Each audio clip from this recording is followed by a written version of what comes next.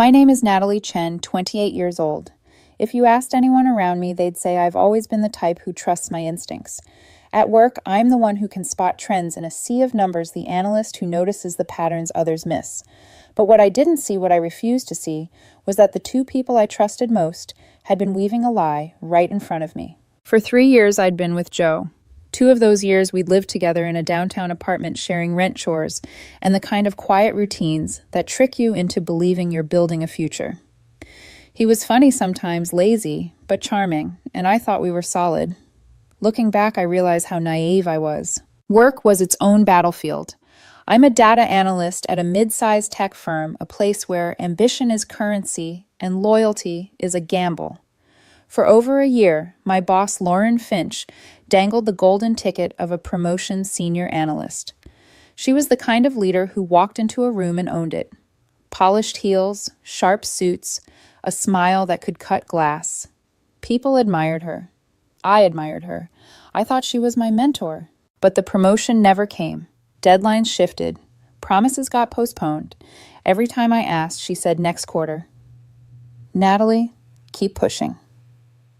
I told myself patience was a virtue, but deep down my gut whispered I was being strung along. I ignored it because I wanted to believe. Then came that night. It started with something so ordinary.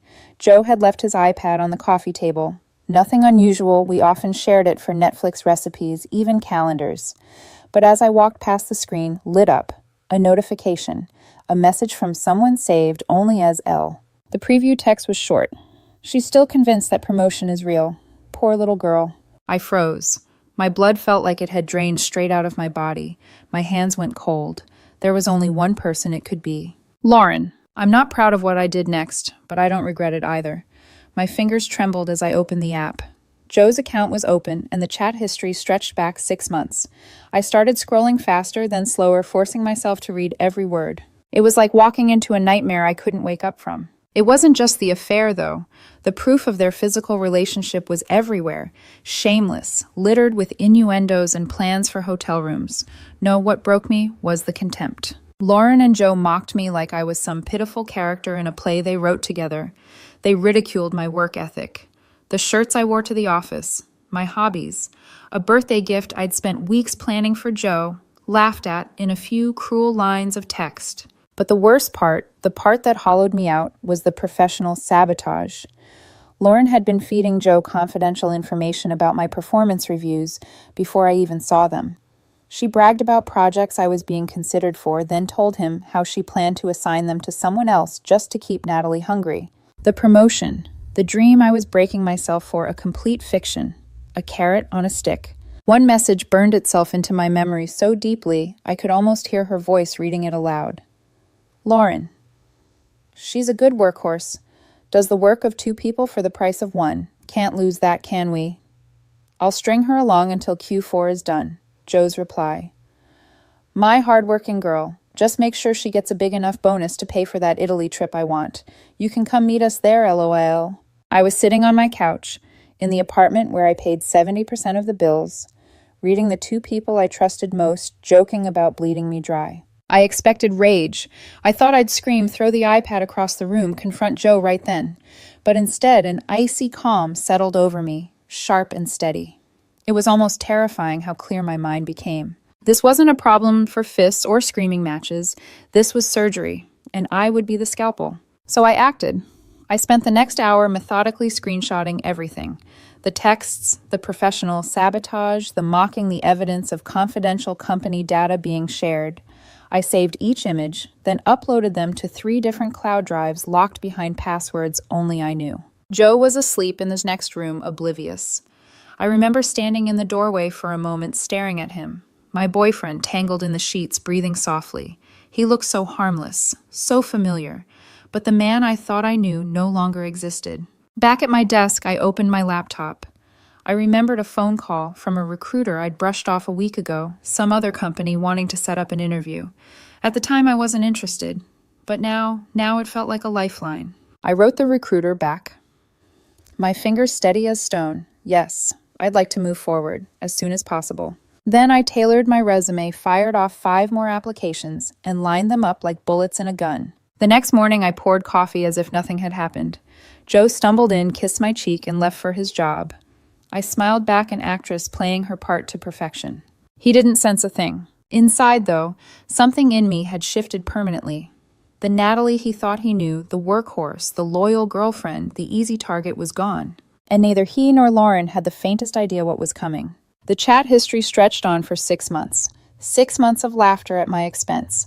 6 months of Joe and Lauren using me as the punchline to their private comedy. The deeper I scrolled, the more grotesque it became. Lauren joked about my work clothes, that blouse she wore today, straight out of a clearance bin. She's smart with numbers, but clueless with style. Joe piled on without hesitation. She thinks it's professional. I swear she could walk into a boardroom and still look like she's headed to a PTA meeting. They laughed at my birthday surprise. I'd planned a quiet weekend getaway for Joe, complete with the vintage guitar he'd always wanted. In the chat, he told Lauren how he faked gratitude while secretly texting her under the dinner table. I forced myself to read every word. Every betrayal carved something out of me, but I wanted to feel the cuts, to remember them. And then came the messages that confirmed what I already feared. Lauren had sabotaged me, professionally, deliberately, gleefully. I told the execs Natalie wasn't leadership material. She's brilliant with spreadsheets, but she lacks presence. So I'm giving the Thompson account to Greg instead. That'll sting. Joe, good. Don't let her get comfortable. The more she works, the more she'll cover our lifestyle. I stared at those words, bile rising in my throat. Our lifestyle. They were mocking me while using me as the engine for their comforts. But even as I read, a strange clarity rooted itself in me. My world had collapsed, but it hadn't destroyed me. It had sharpened me. There would be no screaming match. No dramatic midnight eviction. That's what Joe and Lauren would expect: messy emotions, chaos, weakness. Instead, I became still, cold, focused. I began screenshotting every thread, every cruel joke, every unethical line of confidential company data. I moved systematically, fingers steady, saving, labeling, backing up. I created folders in the cloud, mirrored copies across 3 accounts, encrypted them.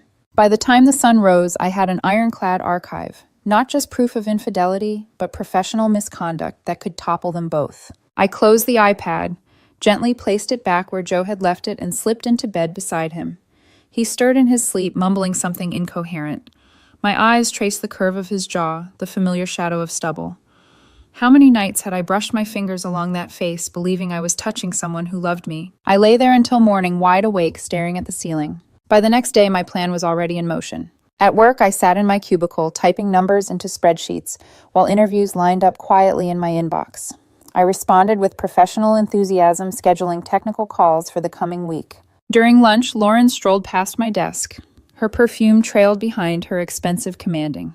She paused, gave me one of her practiced smiles. Natalie, we'll talk about your promotion soon. Q4 is coming up, and I want you in the running. I nodded, my face the picture of loyalty. Yes, Lauren. Looking forward to it. She walked away, heels clicking confidently across the tile. She had no idea I was already writing my escape route. At home, Joe lounged on the couch, flipping through a travel magazine. He looked up casually. Hey, babe, check this out. Italy. Imagine us there next summer. I forced a smile. Yeah, that would be nice. Inside, I was replaying the message he'd sent Lauren about the trip, about how my bonus would pay for their vacation. He thought I was still blind. That was his fatal mistake. The following days blurred into a double life. By morning, I brewed coffee, kissed Joe goodbye, and went to work like always. By night, I interviewed over Zoom, my camera angled perfectly, my voice steady. I was fueled not by anger, but by something sharper: vengeance wrapped in silence. The recruiters responded quickly. Within days, I had 2 competing job offers. One offered a 20% raise and remote flexibility. I accepted it on the spot. That night, while Joe watched TV, I sat at the kitchen table tailoring my resignation letter. The glow of my laptop reflected off my glasses, hiding the satisfaction in my eyes. I kept my composure flawlessly. To Joe, I was still the devoted girlfriend. To Lauren, I was still the loyal workhorse. But beneath the surface, a storm was building. And when it broke, it wouldn't be loud. It would be surgical. When the job offer letter hit my inbox, I didn't hesitate. 20% more pay. Remote flexibility. A title Lauren had mocked me for dreaming about. I signed my name and hit send. Just like that, my future was no longer chained to Joe or Lauren. The next morning, I walked into Lauren's office with a printed resignation letter in my hand. She was sipping her coffee, skimming through emails. "Morning, Natalie. What's up?" she asked without looking up. I placed the envelope on her desk. My 2 weeks' notice. Her head jerked up, eyes narrowing. For a moment, her polished facade cracked. Then the smirk returned. "Resignation. This is a surprise. We were just talking about your future here." I kept my tone flat controlled. A better opportunity came up. Too good to pass. Lauren leaned back in her chair, crossing her legs, studying me like I was a puzzle piece that didn't fit. "You know you're leaving a lot on the table. Promotions, long-term growth. Are you sure this is wise?" "I'm sure." Her smile tightened. She hated not having control, but she let me walk out without another word. That evening I told Joe over dinner, "I resigned today." His fork clattered against his plate. "You what?" "I quit my job. I've accepted another position." His voice shot up incredulous. Without asking me, "What about our plans, rent? You know I can't cover this place on my own." I sipped my water calmly. "I'll cover my share for another month. That gives you time to sort things out." A crucial truth hovered unspoken between us. The lease was in my name only. He didn't realize the ground he stood on was borrowed. Joe's face flushed red. "Unbelievable. You just decide this on your own. Do you even care about what we've built?" I looked at him evenly. Things change. It wasn't the screaming match he wanted. He wanted me flustered, defensive, guilty. My composure infuriated him. The next few days turned into a bizarre performance. At home, Joe sulked loudly, sighing theatrically, leaving overdue bills spread across the counter as though to guilt me. He left travel brochures on the table, banking apps open on his phone, little traps designed to tug at my sympathy. I gave him nothing. At work, Lauren retaliated in her own way. She loaded my desk with tedious, meaningless handover tasks, the kind of busy work meant to grind down a departing employee. In meetings, she jabbed at me with thinly veiled insults. Let's get Natalie's input while we still have her. Hopefully, her new company values loyalty. I kept my face neutral, jotting notes in my planner, as though her words slid past me like water. But inside, I cataloged every slight, every manipulation. They would all serve me later. Meanwhile, I began the quiet exodus. Each night, while Joe watched TV in the living room, I packed a box of my essentials, clothes, documents, a few sentimental keepsakes. I stacked them neatly in my trunk and drove them to a small storage unit across town. When Joe asked, I told him I was decluttering, making space for when you find a roommate. He bought it. He thought he was still in control. But my silence was louder than any argument. He started prodding, desperate to crack me. One night, he cornered me in the kitchen, tears brimming in his eyes. "I know I've been distant, Nat. I made a mistake. Just a brief emotional thing with someone else. But it's over. It meant nothing." His voice broke on the word mistake, rehearsed just enough to sound raw. I stared at him, my expression blank. "I'm sorry you feel that way." His frustration flickered, then hardened. He wanted me to explode, to beg, to forgive. Instead, my indifference burned hotter than rage. The double life took its toll, but it also gave me a strange power. Joe thought I was blind. Lauren thought I was loyal. But in reality, both were dancing on a clock I was winding down second by second. And soon the silence would end. By the second week of my countdown, their masks began to slip. Lauren first. She called me into her office, closed the door, and softened her tone. Gone was the clipped, commanding boss. In her place was the mentor. "Listen, Natalie," she began, voice low, sympathetic. "I think you're making a mistake. I spoke with the higher-ups. That promotion we discussed. We can fast-track it. End of the quarter, it'll be official, plus a 5% raise. How does that sound?" Her eyes searched mine, the faintest edge of desperation glinting behind her practiced smile. A 5% raise, the same pathetic breadcrumb she and Joe had laughed about in their texts. I almost laughed out loud. Instead, I leaned back in my chair, schooling my features into polite consideration. "I appreciate the offer," I said evenly, "but my decision is final. My new role is a significant step forward." Her smile froze just for a heartbeat, then she smoothed it back into place.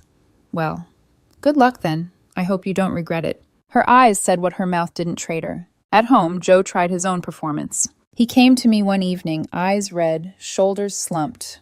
Real tears this time, or at least convincing ones. "I don't know what's happening to us," he whispered, voice trembling. "I messed up, Nat. I got close to someone else, but it's done. It meant nothing. I was just scared about you quitting, about our future." He reached for my hand. His palm was clammy. I studied him, this man I thought I knew. The man who mocked me with Lauren while using me to fund his lifestyle. I felt nothing, no fury, no grief, just emptiness. I'm sorry you feel that way, I said softly, withdrawing my hand. The flicker of frustration that crossed his face was unmistakable. My non-reaction was maddening for him. He wanted me to fight, to plead, to give him something to twist into leverage. Instead, I gave him silence. But Joe wasn't done. The next day he came home feigning casualness. I talked to Lauren, he said, setting his keys down. She told me she offered you the promotion. She really wants you to stay. She says you're a huge asset. The audacity was staggering. To use her, my saboteur, as his character witness. I nodded once, pretending to absorb it, then turned back to my laptop without a word. Inside, my resolve solidified into steel. By now, my evidence was nearly complete. Every night, I arranged the screenshots into a single PDF file, chronologically ordered, each damning message highlighted, annotated. Lauren's admissions of manipulation. Joe's complicity. The confidential data leaks. It wasn't just gossip, it was a professional record of misconduct that no HR department could ignore. As I scrolled through the finished draft one last time, a strange calm washed over me. I didn't need to scream. I didn't need to destroy anything with my own hands. All I had to do was wait. 9 days down, 4 to go. The masks were cracking, and soon they'd shatter. On my last morning at the company, I carried in a small cardboard box. A plant, a framed photo, a few books, nothing more. Someone had brought in a sheet cake that read, "Good luck, Natalie," in cheap blue frosting. Lauren made a grand show of cutting the first slice and handing it to me with her polished smile. "No hard feelings, right?" she said sweetly, placing the plate in my hand. "Corporate world is tough. You gotta look out for number one." I met her eyes and gave a small, unreadable smile. "You have no idea how right you are." The hours crawled by as I wrapped up documentation, answered emails, and helped teammates with handovers. If anyone glanced my way, they would have seen an overly helpful employee leaving on the best of terms. At 2:45 p.m., a calendar alert popped up on my screen, exit interview, HR 3:00 p.m. My pulse steadied. This was the moment. Gloria, the HR director, sat behind her desk, glasses perched low on her nose. She was in her 50s, a woman who radiated both weariness and authority. She began with the script she'd probably read 100 times. "So, Natalie, why are you leaving?" I gave my rehearsed answers smoothly. A role came up that better aligns with my long-term goals. I've learned a lot here, and I'm grateful for the experience. She typed as I spoke, nodding detached. "And is there anything else you'd like to add?" she asked, already reaching to close her folder. "Yes," I said. The word cut through the air like a blade. Gloria looked up, surprised by the firmness in my voice. "My decision to leave is the direct result of a hostile and unethical environment created by my manager, Lauren Finch." Her posture straightened immediately. "Those are very serious allegations, Natalie." "I know," I said. My voice was calm, deliberate, and I have documented proof. I unlocked my phone, opened the drafted email, and attached the PDF I'd spent nights perfecting. My thumb hovered for only a second before pressing send. "The email is in your inbox now," I said. Gloria's eyes flicked to her monitor. Silence filled the room, except for the quiet clicking of her mouse as she opened the file. She scrolled and scrolled. I watched her expression shift, the slight widening of her eyes at the screenshots of confidential data, the tightening of her jaw at the fabricated promotion, the sharp inhale when she read the mockery of me woven into every exchange. Minutes passed. The weight of the silence was suffocating. Finally, she looked up. The HR mask was gone, replaced by something colder, sharper, a sentinel protecting the company from ruin. "Ms. Chen," she said, her voice clipped professional. "Thank you for presenting this in such a clear and documented manner. We take these matters extremely seriously. A full investigation will begin immediately. I can assure you this will not affect your references from this company." I nodded, rising from my chair. That's all I could ask for. We shook hands, her grip firm, her eyes still shadowed with shock. As I walked out carrying my box, I spotted Lauren across the office. She was laughing with another manager, her confidence radiating as always. She caught my eye, gave a little wave. "Good luck, Natalie." I nodded back, unreadable. She didn't know the guillotine was already hanging above her head. That evening I went home early. Joe was sprawled on the couch, scrolling through his phone, bored. "You're home early," he said without looking up. "It was my last day," I replied, setting the box down by the door. "Oh, right." He returned to his screen, uninterested. I stood there studying him, the man who thought he had played me like a fool. The man who thought Lauren would shield him forever. My voice was quiet, but it sliced through the air. "Joe, I know about you and Lauren." The color drained from his face. The moment the words left my mouth, I know about you and Lauren Joe froze. His phone slipped slightly in his hand. For the first time in months, his easy confidence cracked. What are you talking about? His voice trembled. I stepped closer, calm, controlled. The messages, Joe, on the iPad. 6 months of them. Every joke, every plan, every word. His face drained of color. Then, as quickly as fear arrived, anger followed. You went through my private messages. That's insane, Natalie. That's a violation of my privacy. I let out a short, humorless laugh. And you think conspiring with my boss to sabotage my career wasn't a violation of mine? He stood pacing, raking his hands through his hair. You don't understand. Lauren, This wasn't serious. It just happened. You're blowing it out of proportion. Really, I tilted my head, my voice cutting like glass. Because from where I stood, it looked pretty serious. You mocked me. You planned vacations with her paid for with my bonus. You laughed while she stripped away opportunities I bled for. His chest heaved. His eyes darted, searching for an angle, a lifeline. Finally, he lunged for the only weapon left, pity. You can't just throw this all away, Nat. We've built a life here. We're good together. You love me. I looked at him, really looked. The man I had once believed was my partner, my future. All I felt now was the vast emptiness of betrayal. No, Joe, I loved who I thought you were. He dropped the act then. His voice rose jagged with desperation. You can't kick me out. I've got nowhere else to go. This apartment, the lease is in my name, only I cut him off. My tone was quiet but absolute. You have 3 days to pack your things. Sunday night, I want you gone. His eyes widened. You can't do this. I can, and I am. He tried one last card voice, shrill with panic. What did you do, Natalie? What did you do to Lauren? I met his gaze unblinking. The truth, with evidence. She's finished. The horror in his eyes was almost satisfying. His safety net, the woman who fed him, lies and power, was unraveling, and he knew it. He staggered back onto the couch, staring at me, as though seeing me for the first time. I could almost hear the gears turning in his head, calculating the wreckage of his choices. You can't just end it like this, he whispered, his voice cracking. But I could, and I already had. I won't argue with you, Joe. I won't fight. But Sunday night I want you gone. That's final. I turned, walking toward the bedroom. Behind me, he sat in silence, the storm he created finally breaking over him. For the first time in months, I felt free. 2 months later, my life was quiet. The kind of quiet that used to terrify me. The kind that now felt like oxygen. I heard about the fallout through whispers and phone calls from old coworkers. Lauren had been placed on administrative leave the day after my exit interview. A week later, she was terminated for gross misconduct and breach of confidentiality. The official company memo used sterile words, but the gossip filled in the blanks. She didn't fight it. She couldn't. My dossier had been a guillotine blade, and she herself had tied the rope. Joe predictably didn't fare any better. In the 3 days I gave him, he cycled through every tactic: angry voicemails, tearful apologies, messages from mutual friends calling me heartless. By Sunday, he was throwing his clothes into duffel bags, muttering curses under his breath. I didn't yell. I didn't cry. I just stood in the doorway watching as he carried his life out of the apartment piece by piece. Later, I learned he had called Lauren for help. She told him to lose her number. She had her own mess to survive. The safety net he'd relied on was gone, and just like that, so was he. In the weeks that followed, I slowly reclaimed my space. I sold the overpriced espresso machine Joe had insisted we needed, $400 cash from a stranger on Facebook Marketplace. I used it to buy a huge armchair for my new apartment, a throne of sorts, where I could curl up with a book and remind myself of the power of saying no. It felt like my severance package. Work, too, was different. My new role challenged me in ways Lauren never allowed.